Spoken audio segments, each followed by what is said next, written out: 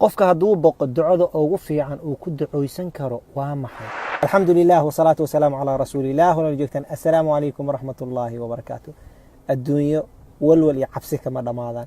qof walbo annaga naga midna waxaa laga yaabaa maalin inuu wax ka boqo, ama qof ha ka boqo ama qolaha ka boqo. haddaba hadduu qofkaas cabsado, ducada ugu fiican uu ku duceysanayo maxay tahay? ducada maanta kula wadaaga waa duco nabi maxamed sallallahu alayhi wasallam ku duceysay markuu maka ka soo haajirayay uu madiina u soo socday. suraaqa markuu soo dabagalay nabi maxamed sallallahu alayhi wasallam ducadan ku duceysay, ilaahayna wuu badbaadiyay. intaa kaliya miya? maya. waxaa kaloo ku duceystay gulaamkii xadiithul gulaam ama yarkii ninkii boqorka rabay inuu dilo, yarkii muslimka ahaa.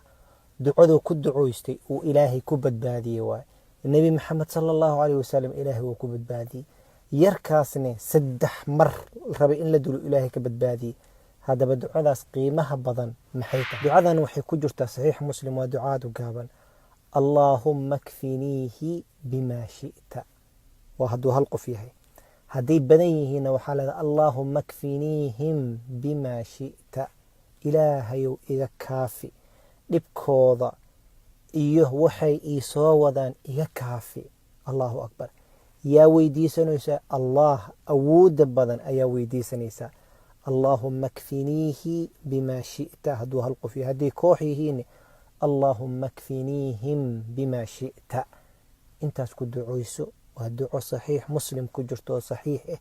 ku duceyso. ugu dambeyntii walaalayaal, hadduu ilaahay dhib kuu keeno, allah naga haayo.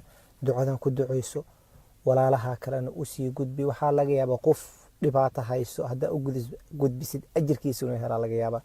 berrina insha allah waxaa idinla soo wadaaga duco kale. sometimes haddaa interview leedihid, muqaabalo leedihid oo ka baqays dadka inay ku dhibaan, ducaa ku duceystaan, berrina soo gudbin doona insha allah tacaala. jazaakum allahu khayran, baaraka allahu fiikum. walaalihiina kale u sii gudbiya. asalaamu calaykum waraxmatullaahi wabarakaatu. لا إله إلا الله محمد رسول الله. لا إله إلا الله محمد رسول الله.